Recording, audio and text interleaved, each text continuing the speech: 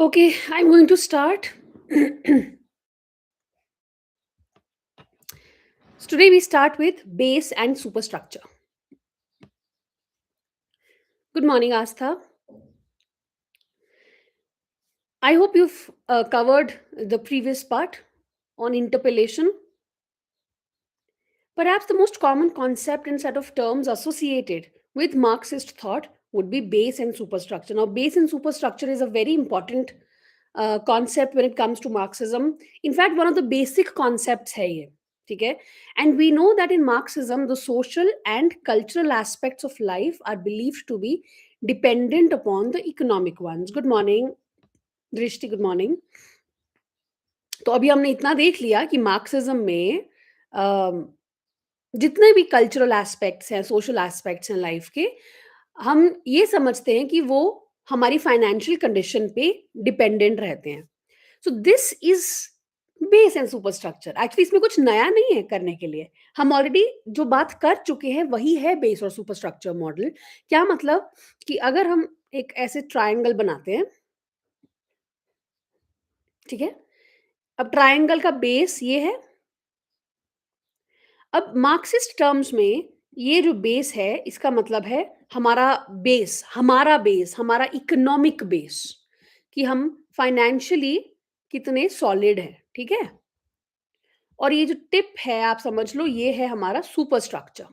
Superstructure यानी हमारे, अगर हम कंट्री की बात कर रहे हैं लेट्स से, तो कंट्री का बेस, कंट्री का इकोनॉमी कैसा है, और कंट्री के अंदर जो कल्चरल चीजें आ रही हैं, या जो आर्टिफैक्ट्स हैं जैसे कि arts, music, literature, painting etcetera etcetera, जितने भी कल्चरल आर्टिफैक्ट्स हैं वो, उनको हम कहते हैं सुपरस्ट्रक्चर। तो ये है बेस सुपरस्ट्रक्चर मॉडल। कि सुपरस्ट्रक्चर कैसा होगा वो डिपेंड करता है कि कंट्री की इकोनॉमी कैसी है, ठीक है? How is the base, the superstructure will be like that.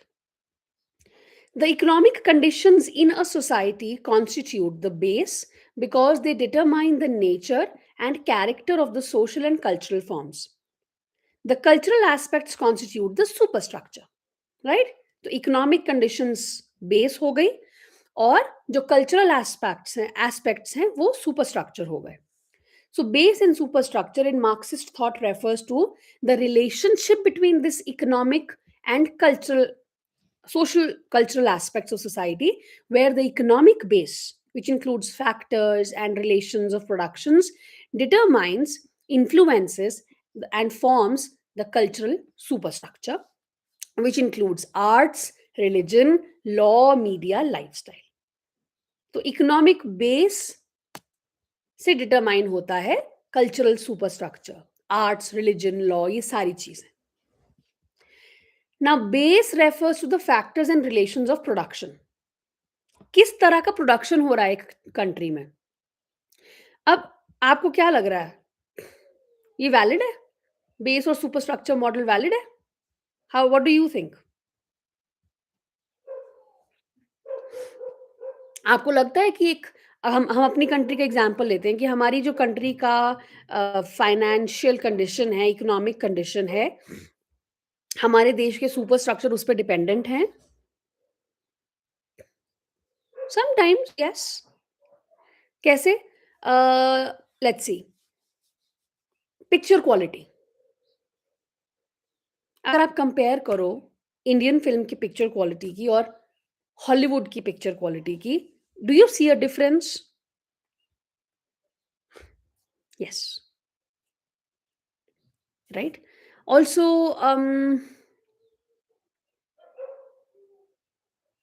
yes, we definitely should look at other aspects also, because this is not it. अगर कोई एब्स्ट्रैक्ट आर्ट है, ठीक है, कोई पेंटिंग की है किसी ने एब्स्ट्रैक्ट, अब उसको देख के आप किसी कंट्री का बेस कैसे डिटरमाइन करोगे? Is it possible? इसीलिए रेमंड विलियम्स ने बाद में कहा, उन्होंने क्रिटिक किया है इसको, बेस और सुपरस्ट्रक्चर मॉडल को, जबकि ये ट्रेडिशनल मार्क्सिज्म में बेस और सुपरस्ट्रक्चर मॉडल है, ठीक है, ये ट्रेडिशनल मार्क्सिज्म में है। रेमंड विलियम्स ने इसको कहा कि there is a lag between the two. Lag है, ठीक है? क्योंकि किसी भी ज़रूरी नहीं है कि किसी भी कोई आप आर्ट वर्क देख रहे हो, वो डिटरमाइन करेगा कि आपका कंट्री का बेस कैसा है, ज़रूरी नहीं है। क्योंकि बहुत सारे और एस्पेक्ट्स भी होते हैं, अभी आएगा वो। सो दिस कुड बी, अब वो कह रहे हैं कि बेस क्या है? कंडीशंस ऑफ प्रोडक्शन, कि किस कंडीशंस में कोई भी चीज़ प्रोड्यूस हो रही है। Now this could be industry, labour, commodities. और सुपरस्ट्रक्चर क्या है? Law, literature, arts, religion, and lifestyle. What this means is that the nature of the base will be crucial in determining what kinds of cultural forms emerge in a society. तो जो हमारा base होगा, जो हमारा economy होगी, it is very crucial in determining कि law कैसा होगा, लिटरेचर कैसा है। It all depends on economy. Art कैसा है, रिलीजन कैसा है। Well, this means cultural forms have a material base. So, films and art forms will be connected to the kind of economy that exists in a particular society. American films reflect the capitalist nature of production, where they are alienated from their work as well as each other. American films को अगर हम देखें तो वो उनका capitalist nature, production का nature है, वो दर्शाता है, जहां पे इंडिविजुअल्स अकेले अकेले काम कर रहे हैं। दैट इज ट्रू एक्चुअली, है ना? आपस में भी कोई वार्तालाप नहीं है उनका। Hence, their films also often show a sense of fragmented society. That is what is seen with a high degree of individualism. Even if we look at our literature or our films, yeah, web series these days, it's all about crime mostly. Very bad words are used, excessive abusing is there, and that actually reflects our society. India's experiment with socialism till the early 1990s meant that the community was an important aspect of Indian life. क्योंकि 1990s की films में आपको दिखेगा वो पूरा socialism दिखेगा. The Bachchan films of the 1980s. Now, film studies में Amitabh Bachchan is a very, very important name. Hmm? When we talk about the angry young men in the Indian film industry, Amitabh Bachchan का नाम आता है कि जब अमिताभ बच्चन की films आई तो angry young man वाला जो पूरा ऑरा था वो लेके आए. You must have seen very different films from what existed. ठीक है, तो 80s में the films his films often showed the hero as a crusader for the working class, है ना? वर्किंग क्लास हीरो है और उनके लिए कुछ काम कर रहा है, actively championing social justice by battling landlords, capitalists, and the moneyed classes. The ideology of the cultural forms, जो ये आइडियोलॉजी है सबकी, जस्टिस, रिबेलियन, ये हमारी इकोनॉमिक कंडीशंस को रिफ्लेक्ट करता है, as studied in detail by Madhav Prasad 1998 में. तो class conflict, exploitative capitalism, the domination of the bourgeois class will manifest as political power.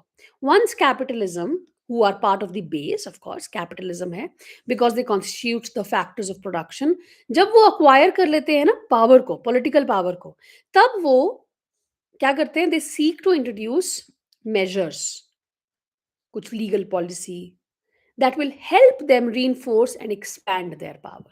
एक बार पावर मिल गई तो जरूरी नहीं, इसका मतलब वो नहीं है कि सब मिल गया. पावर को मेंटेन करना is a task in itself, right? So in other words, the base which provides a superstructure will in turn be strengthened by the superstructure. तो मतलब अगर बेस डिटरमाइन कर रहा है सुपरस्ट्रक्चर को, तो सुपरस्ट्रक्चर ही वो है जो बेस को स्ट्रेंथन करता है.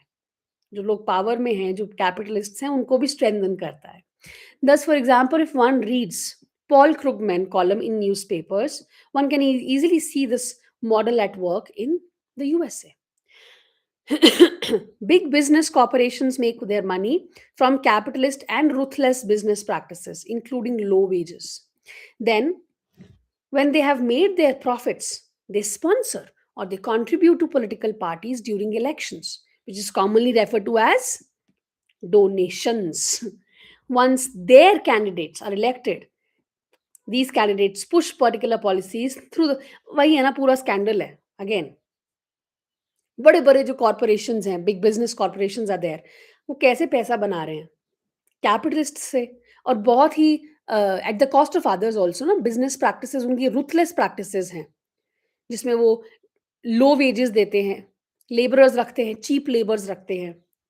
उसके बाद जब उनको प्रॉफिट मिल जाता है तो वो क्या करते हैं, उसी पैसे को वो लगा के स्पॉन्सर करते हैं पॉलिटिकल पार्टीज को, कि उनका कोई बंदा पॉलिटिकल पार्टी में आ जाए और इलेक्शन जीत जाए, ताकि आगे को पॉलिटिक्स में भी अपना वो हो और कोई प्रॉब्लम ना आए।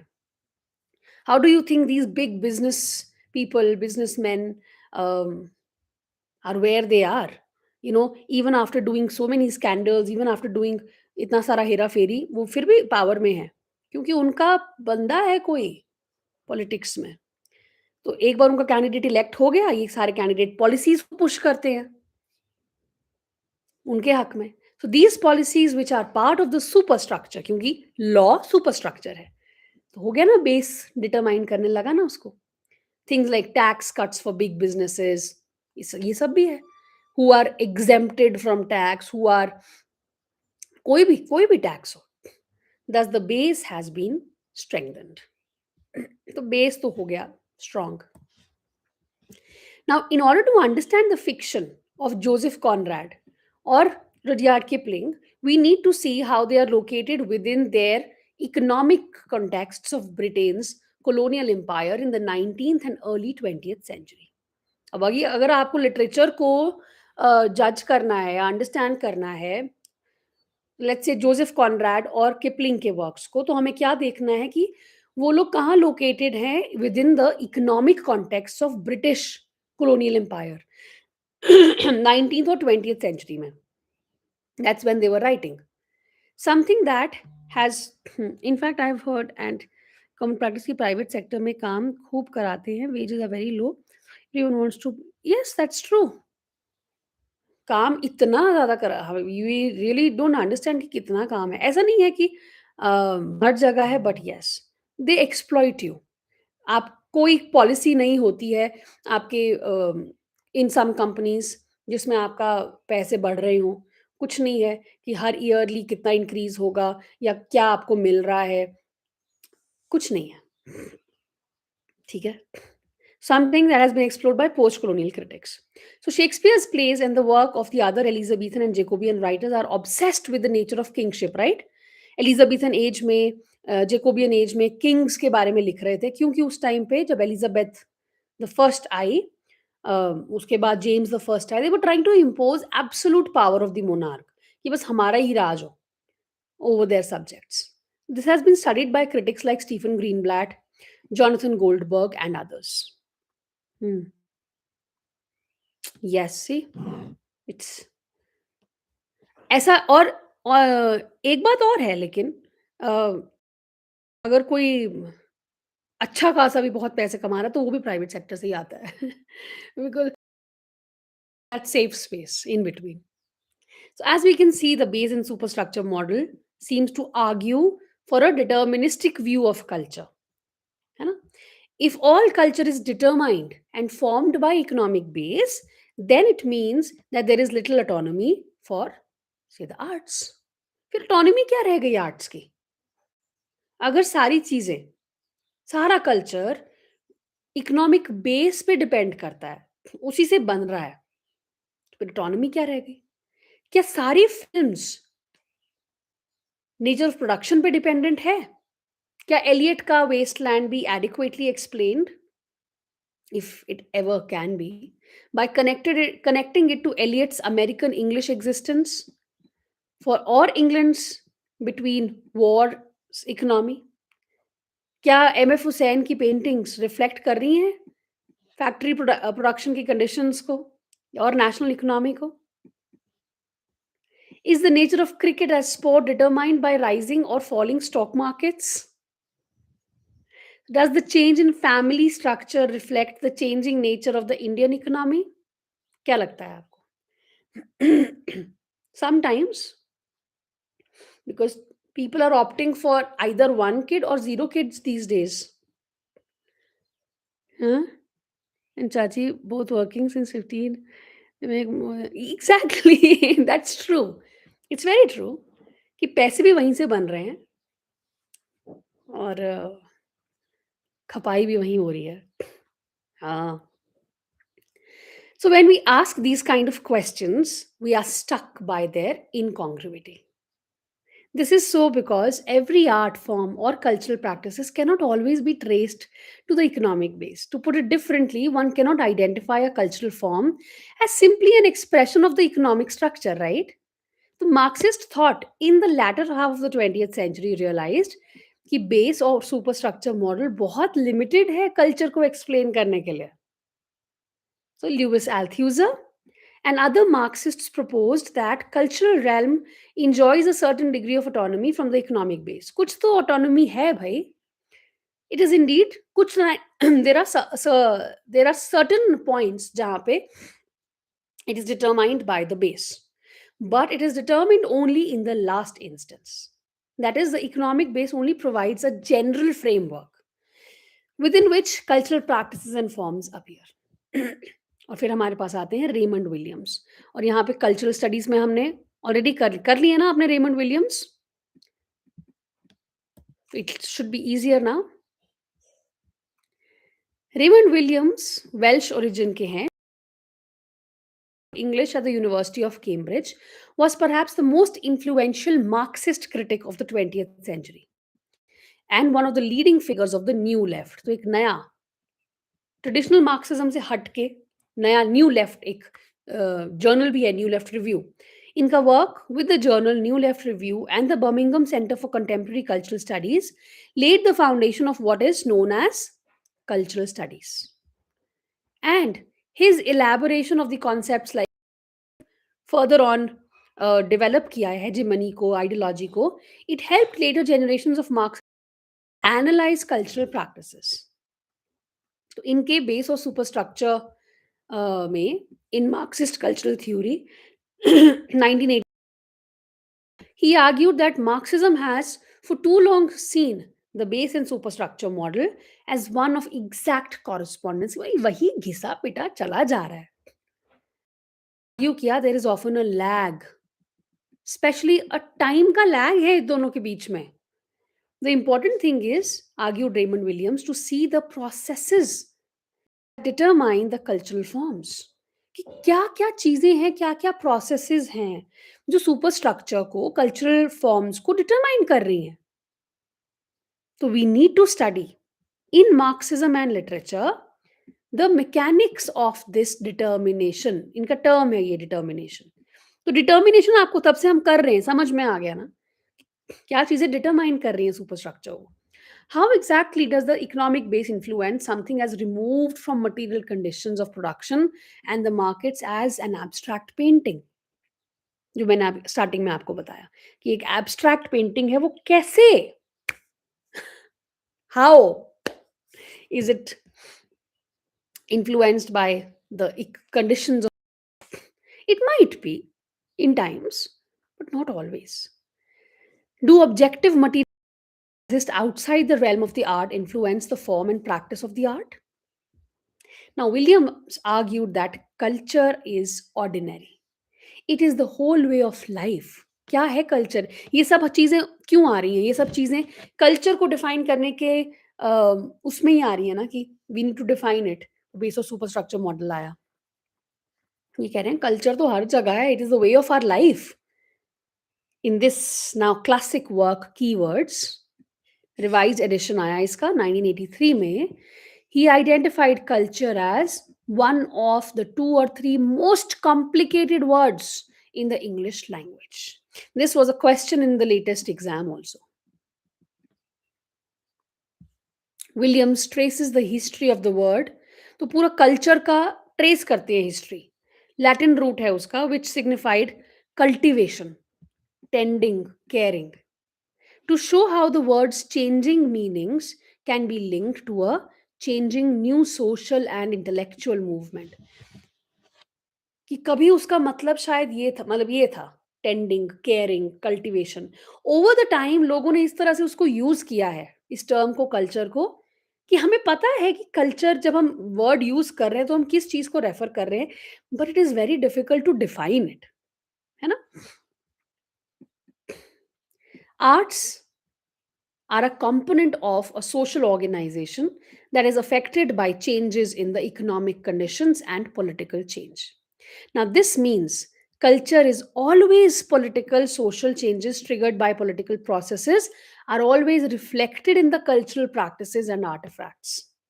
कल्चर हमेशा ही पॉलिटिकल है और जितने भी सोशल चेंजेस हो रहे हैं पॉलिटिकल प्रोसेसेस की वजह से वो दिखाई देते हैं कल्चरल प्रैक्टिसेस में और आर्टिफैक्ट्स में.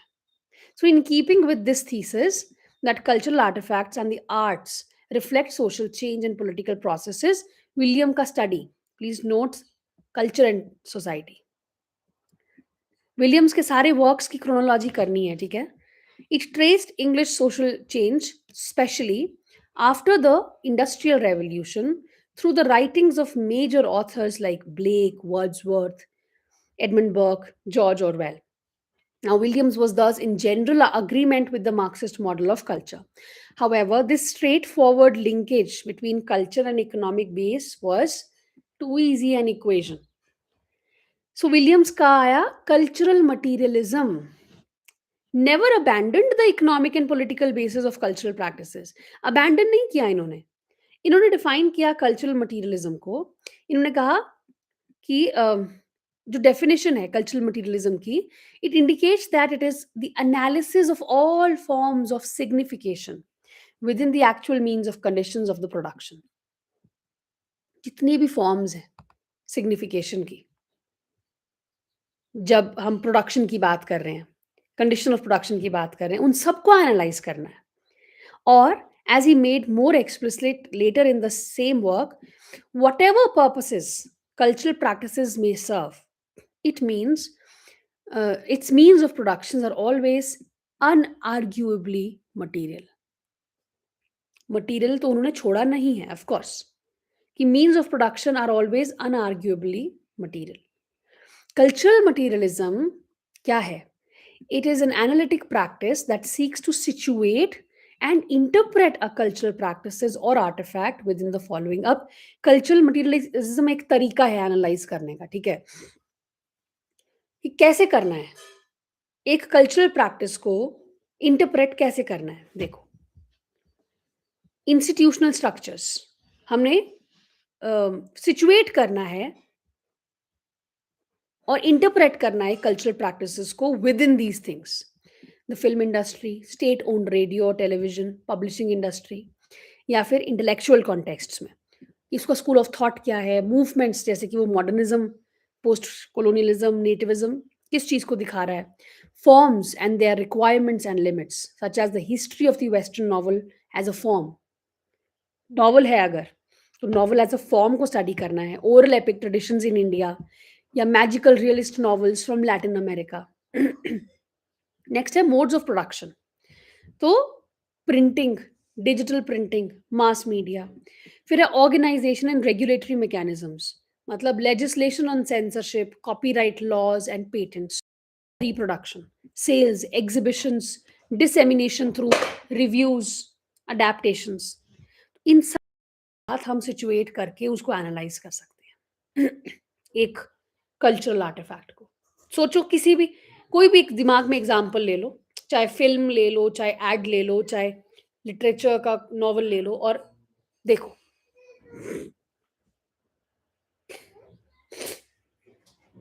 हो पाएगा ना कुछ एनालाइज अगर हम इन सब में सिचुएट करेंगे उस किसी भी आर्टिफैक्ट को.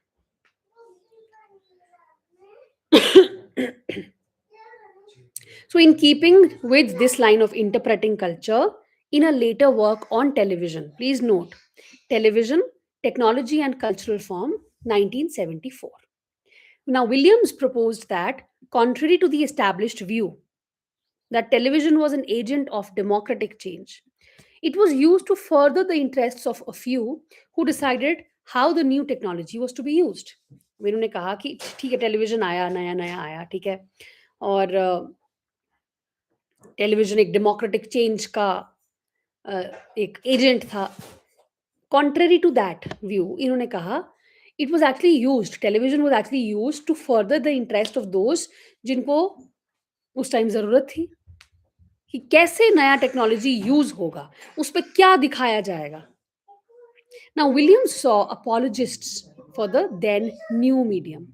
His target here is Marshall McLuhan, the Canadian media theorist, please note the name, as ignoring the politics of technology.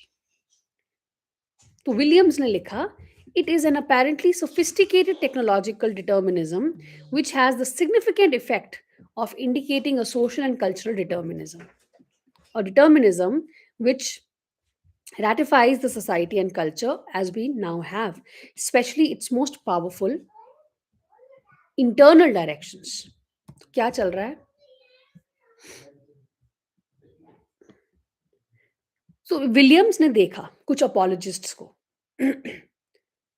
जो उस टाइम पे वो नया मीडियम था television, and here is talking about Marshall McLuhan,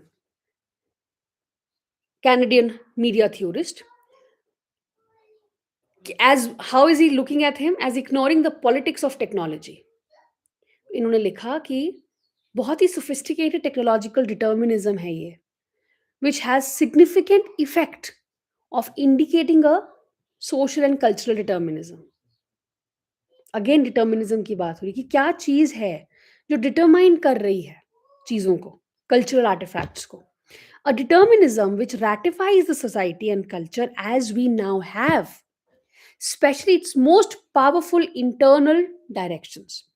For if the medium, चाहे print हो या tell, कोई भी मीडियम हो, किसके थ्रू आप उस आर्ट वर्क को या देख रहे हो, so for if the medium is the cause, all other causes, all the men ordinarily see as history are at once reduced to effects. Similarly, what are elsewhere seen as effects and as such subject to social, cultural, psychological, and moral questioning are excluded as irrelevant.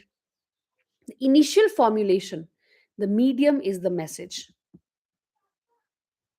was a simple formulation or formalism. The subsequent formulation, the medium is the message, is a direct and functioning ideology. तो ये क्या है? क्या सिर्फ एक चीज determine कर सकती है कल्चरल आर्टिफैक्ट को? This is the question here. ठीक है कि अगर सिर्फ मीडियम, चाहे प्रिंट हो या टेलीविजन हो, कि अगर वही सिर्फ कॉज है तो फिर बाकी चीजों का क्या? तभी अभी एक टर्म देंगे ये हमें. Technology too, Williams demonstrated, was a cultural practice within its own ideology and politics. तो टेक्नोलॉजी भी अपने आप में एक कल्चरल प्रैक्टिस है, उसकी भी अपनी आइडियोलॉजी है, अपना पॉलिटिक्स है टेक्नोलॉजी का. तो Williams sees the traditional Marxist notion of base as too rigid, कि वो पुराना भी हो गया और बहुत rigid भी है. The economic base is a progress, he argues. It's not a static condition or object. एक condition है वो, लेकिन वो fixed condition नहीं है. जो base है वो, yes, it is responsible, but it is not all. The base includes the industry that produces, but also human labor that reproduces. Totality is the combination of the base and superstructure, that is the entire realm of the social practices. Economic base में सिर्फ means of production नहीं आता, जो लोग काम कर रहे हैं, लेबर काम कर रही है, रिप्रोड्यूस कर रही है, वो भी आते हैं.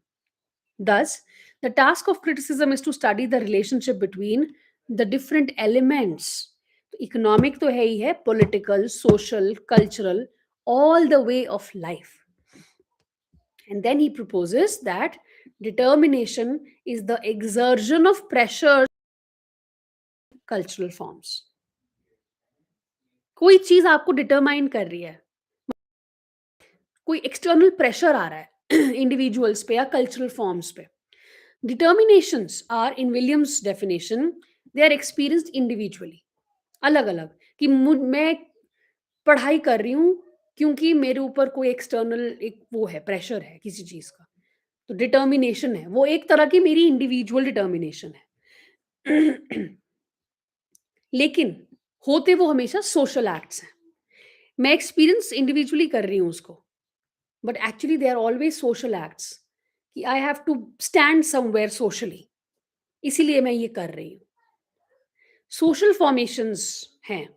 तो Williams argue that social factors are not simply out there, these are internalized by individuals. Further, it cannot be that only one set of factors determine the cultural practice. There are many social forces. सिर्फ एक ही तरह की चीज नहीं हो सकती जो आप पे प्रेशर लगा रही है। बहुत सारे social forces हैं that determine the nature and content of a cultural practice. Let's say मैंने कुछ लिखा, ठीक है, कल I wrote a piece of non-fiction. Why did I write it? ऐसा क्या determinations थे? There was this pressure on me. There was literally, and this is not a false story. This is a true story. Uh, I felt sad because of something, and I wanted to bring it out of me. And that was this pressure that was there. That was the determination. But that was not it. I also wanted uh, to write because I wanted to bring it out there for others to read, so that there are certain amount of changes made in different spheres of our life, maybe school mein or maybe family mein. So there are many social forces जो determine करते हैं nature और content को social practice की. एक minute, just a minute.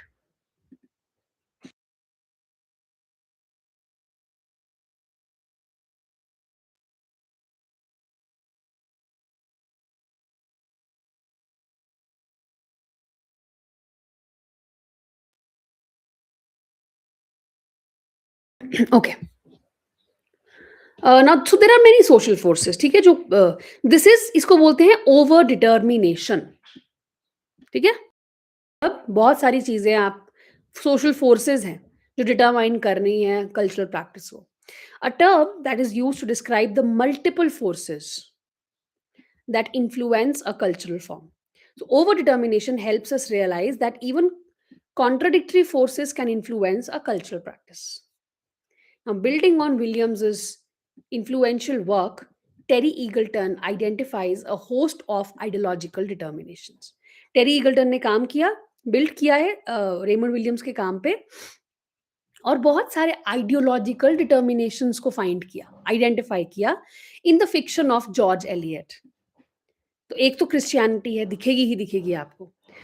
Rural organicism, sorry, incipient feminism, petty bourgeois moralism, ये सब identify किया उन्होंने. Ideological determinations. फिर in the Mill of the Floss, Eagleton detects a pastoral as well as psychological ideology, which is conflictual modes. So, in similar fashion, Hindi film need not be determined exclusively by the economic situations in India or the Mumbai stock market. It could be overdetermined in the sense that Hollywood films, another art form, say rock music, or a war elsewhere, could also be factors, right? बहुत सारे artist हैं जो rock music से influenced हैं, तो वो यहाँ पे इस तरह का म्यूजिक क्रिएट कर रहे हैं. और भी बहुत सारे फैक्टर्स हो सकते हैं. तो over determination, ideologies that inform any cultural practice might be contradictory.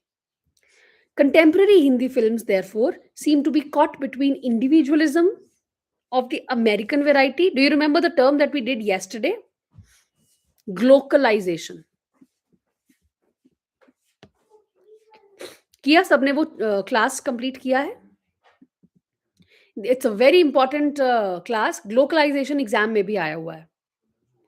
किसका टर्म है ग्लोकलाइजेशन? तो ये वही है, देखो, जहां पे एक तो आप individualism of the American variety है ही है, individualism of the American variety, glocal, and the inability to completely abandon the notions of the family, traditional Indian. तो आपको मिक्स करना है लोकल और ग्लोबल को. किसका टर्म है ग्लोकलाइजेशन, बताओ.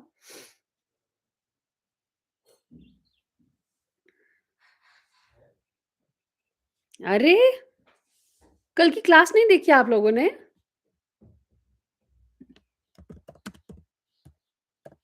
ये तो नाम मैंने करवाया ही नहीं है।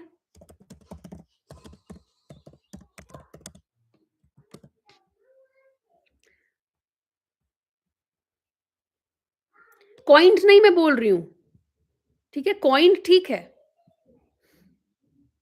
ग्लोबलाई नहीं, ग्लोकलाइज़ेशन। ये रोलांड रॉबर्टसन। ग्लोबलाइज़ेशन जो टर्म है वो तो लेविट ने दिया है, मैं ग्लोकलाइज़ेशन की बात कर रही हूँ, ठीक है? अडैप्टेशन ऑफ ग्लोबल प्रोडक्ट्स अभी देखी नहीं है? अच्छा। तो रोलांड रॉबर्टसन है, ठीक है? 1990s के सोशियोलॉजिस्ट।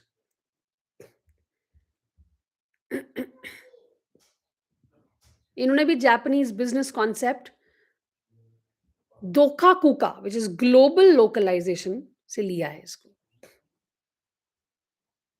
और हमने मैक आलू टिक्की का एग्ज़ाम्पल लिया था।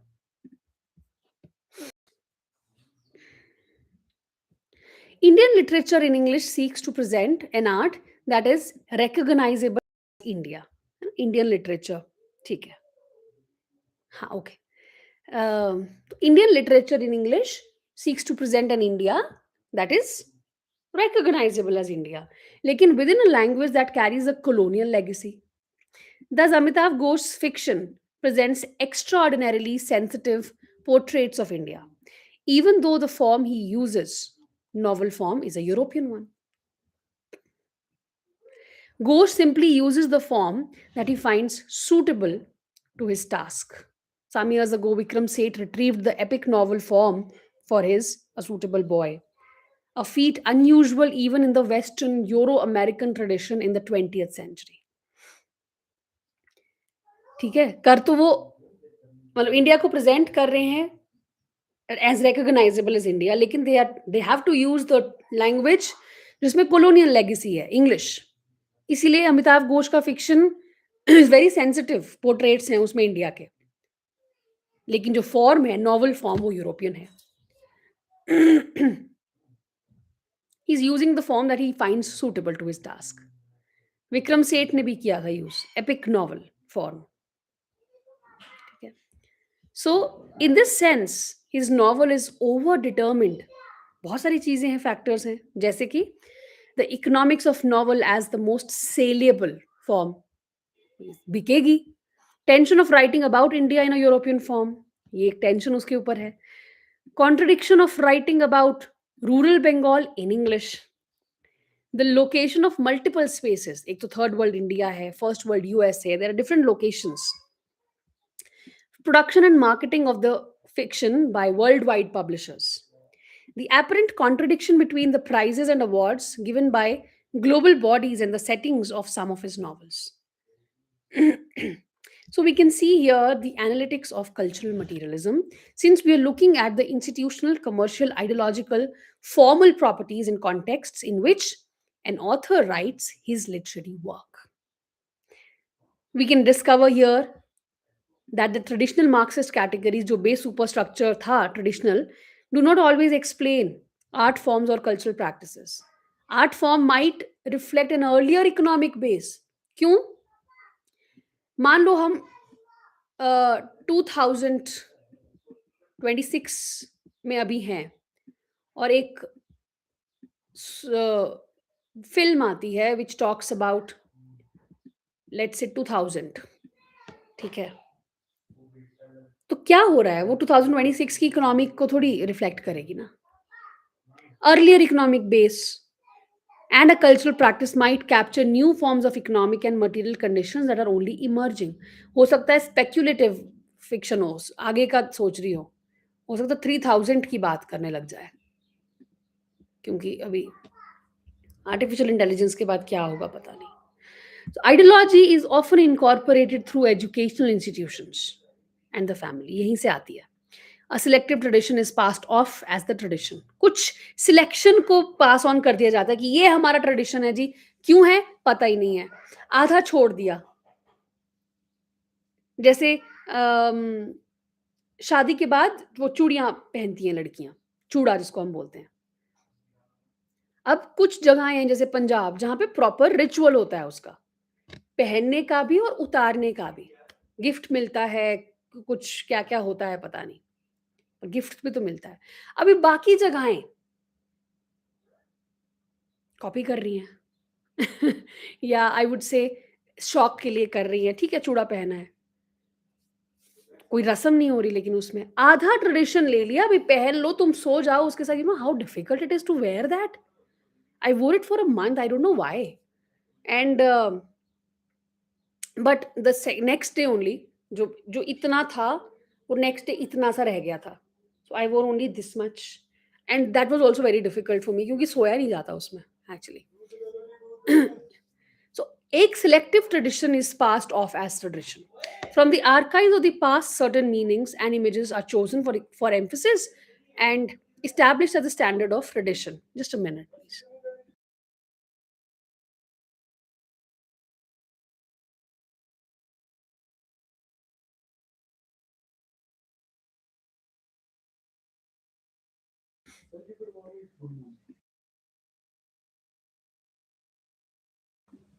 Okay. अब आती है 3 टर्म्स जो रेमंड विलियम्स की हैं, dominant, residual and emergent cultures. 3 तरह के कल्चर बात कर रहे हैं। So from the discussion above, we see that cultural practices and art forms might not always reflect or be determined by them। ये तो हमने देख लिया कि ज़रूरी नहीं है मटेरियल कंडीशन से ही वो होंगा होंगे क्या कहते हैं इन्फ्लुएंस या डिटरमाइंड। तो हमें क्या देखना है कि एक cultural practice as a part of process trying to negotiate with an economic condition. So we need to recognize that cultural forms and practices are in constant dynamic relation with the economic base. एक dynamic एक static relation नहीं है, dynamic change होता हुआ relationship है जहां पे base might try to determine the cultural form even as the form seeks to escape the base. कभी कभी हो सकता है वो बेस को छुप के उससे एस्केप हो जाए। तो 3 चीज़ों की हम बात करेंगे। डोमिनेंट कल्चर क्या है? हमारी सोसाइटी में जो डोमिनेंट चीज़ चल रही है, लेट्स से हेटेरोसेक्सुअल मैरिजेस। हुँ? एक लड़का-लड़की शादी करते हैं, डोमिनेंट कल्चर है हमारी सोसाइटी का, है ना? रेज़िड्यूअल कल्चर क्या है? रेज़िड्यू क्या होता है? कुछ रह जाना, पुराने किसी चीज़ का। तो कभी पास्ट में कुछ ऐसा हुआ होगा जिसका रेज़िड्यू अभी भी रह गया है और अभी भी उसकी हम कभी-कभी बात कर लेते हैं। For example partition. पार्टीशन पुरानी चीज़ हो गई अभी 1947, लेकिन आज भी मूवीज़ में कभी-कभी हम पार्टीशन पे बेस्ड चीज़ें देख लेते हैं। That is residual culture. Emergent cultures क्या हैं? As the name suggest something that is emerging, something that is new. Homosexual marriages emergent है, जहाँ पे लेस्बियंस, गेज़ आपस में शादी कर रहे हैं। इमर्जेंट कल्चर है एंड रिमेंबर कि इमर्जेंट कल्चर आगे चल के कभी डोमिनेंट बन सकता है। ठीक है? कोई भी एग्ज़ाम्पल आप ले सकते हो इमर्जेंट कल्चर्स में। AI, a,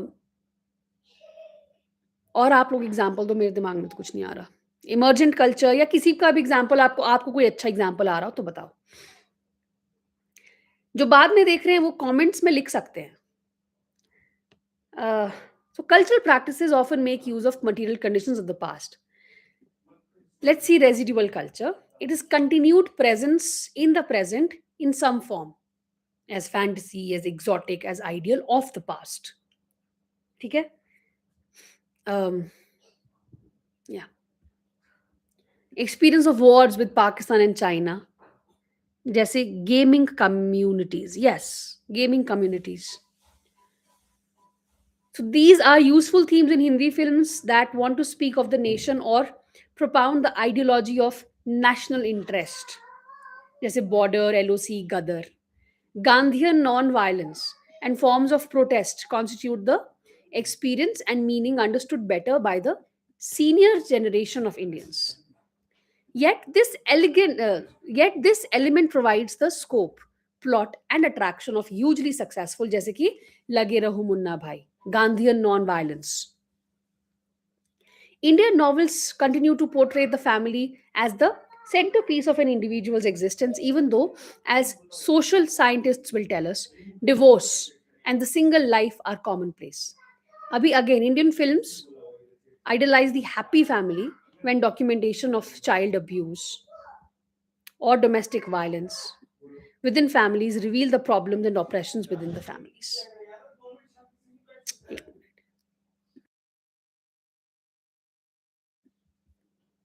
Now, the past here serves as an ideal, जो गांधी वाला जो era था, a point of inspiration है ना वो, nostalgia भी है.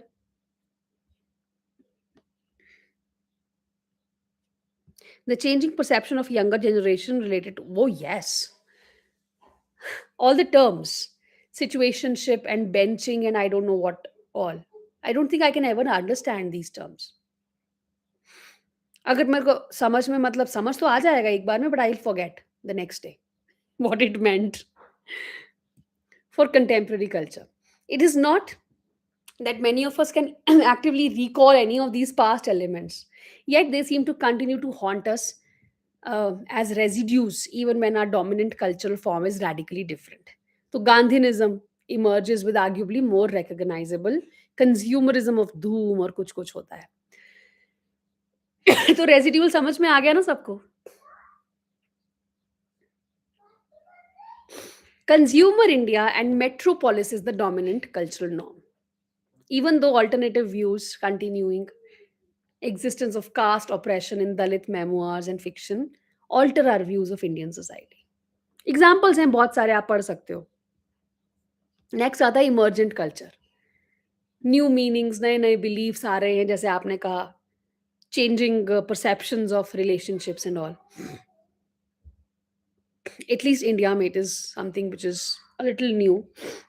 Even as the films of the 1980s were speaking of reforming, है ना, बच्चन की films, nuclear family, diaspora, consumerism, उस टाइम पे they were bringing in new waves.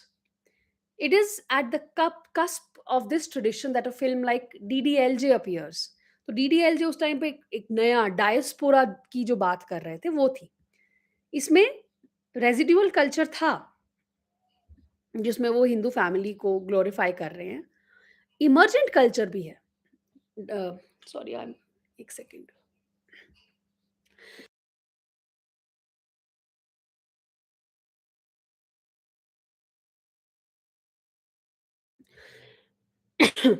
And we are stuck between the millennial and Gen Z because we are yes. उन्होंने पिटाई भी खाई है माँ बाप से और सब जगह टीचर्स से भी और अब हम देख रहे हैं, oh my God, we are definitely stuck in the residual and the emerging cultures. देख के लाओ. तो डीडीएलजे में एक वेस्टर्न इंडियन मेल दिखाया था, है ना. And thank you. So this, of course, gave rise to films like Pardes that sought to capture the diasporic Indian cultures. फिर आया रंग दे बसंती, likewise generated enormous appeal. Emergent cultural trend, the socially committed youth, नया चीज आया, है ना, whose immediate context we see as on a regular basis with software professionals involved in social national causes like traffic regulation or environmentalism. Emergent cultures और भी बहुत सारे हैं एक्चुअली इमर्जेंट कल्चर्स, जैसे कि the equal position of a woman जब हम films में देख रहे हैं, the new woman who desires, who hopes, who dreams. Dhoom films did away with social commitment and promoted a hedonistic lifestyle and therefore represented the dominant culture. तो dominant culture आपको पता लग ही गया कि क्या है. तो ये एग्जांपल्स हैं, just go through it.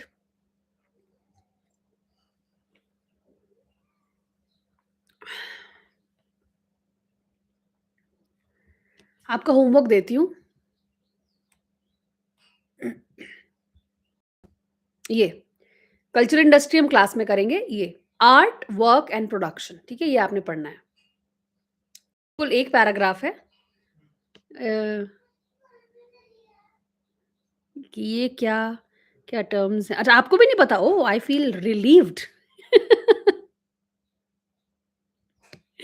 I feel relieved, I am not the only one. ठीक है।